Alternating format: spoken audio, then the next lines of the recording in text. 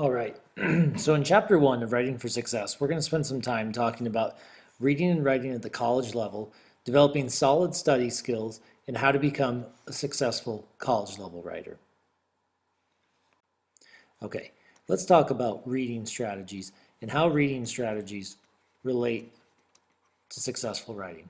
All right, so reading, thinking, and writing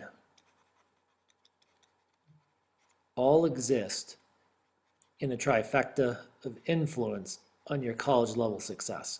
So the first thing that you're going to be doing in most of your college classes is you're going to be reading books, papers, assignments from your instructors. You're then going to be asked to think about those. And then after you think about those, you're going to be asked to take your logical thoughts and put them in a cohesive and logical order in your writing. And one of the primary ways that most of your instructors are going to actually end up grading you is on your writing. And this writing that you conduct needs to be solid evidence of one, your ability to read and your ability to think. And so as you can see, pretty much your entire college career in many ways will come down to your ability to write. But before we write, we need to get back to the main topic of reading.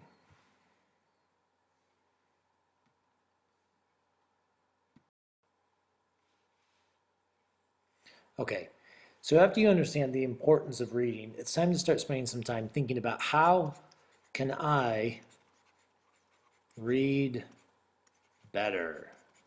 It's not very good writing, but how read better? First thing, planning, finding time. When is the best time of day for you to read? When, where should you be reading? What should you be paying attention to read? When, where, and how. I know personally I like to read early in the morning. Early in the morning is my most productive, clear, focused time. My house is quiet. I can get a lot done. The next thing that you need to do is you need to determine the main points. What are the main points of the reading? What kind of notes do I need to take? What will my instructor allow me to use on quizzes? What do I need in terms of my study skills?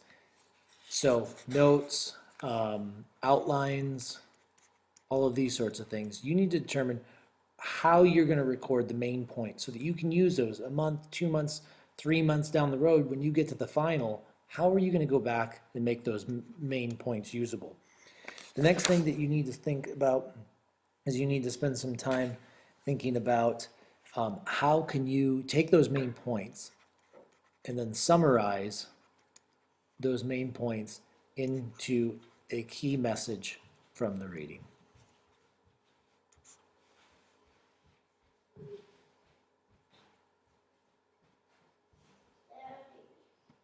Okay, the last thing I want to talk about in this little mini lesson is the SQ3R technique. This is basically a little acronym that can help you when you sit down to a reading assignment. The first thing that you want to go through is survey. You want to look through the entire text. So if you got a page, multiple pages of text, maybe even a whole chapter, flip through all those pages. Take a look at what's on each one, look at how the author organizes it, and then after you have an idea of how it's structured, go through and form some questions. What should I learn? What should I know? What's going on? And then after you've got an idea of what's going on, idea of how it's organized, you can begin the actual reading of the text. Then after you've read the text, which is obviously the most meaty part of the process, you're going to want to go through and you're going to want to sit down and maybe recite or take notes. I have found in the past that sometimes actually talking out loud about the topic can sometimes, and for some learners, be a very productive way to kind of take that information in. After you've done that, then sit down, review, reflect, think about what you've learned. This reflection, if you're doing good college level reading, this reflection is something that you should carry with you for a few days after a reading assignment. After you read a complicated text, this is something you should be mulling over in your head. Reading is not a one-time event. Reading is a process through which you gain new knowledge. And so really use that time to reflect at the end of an assignment.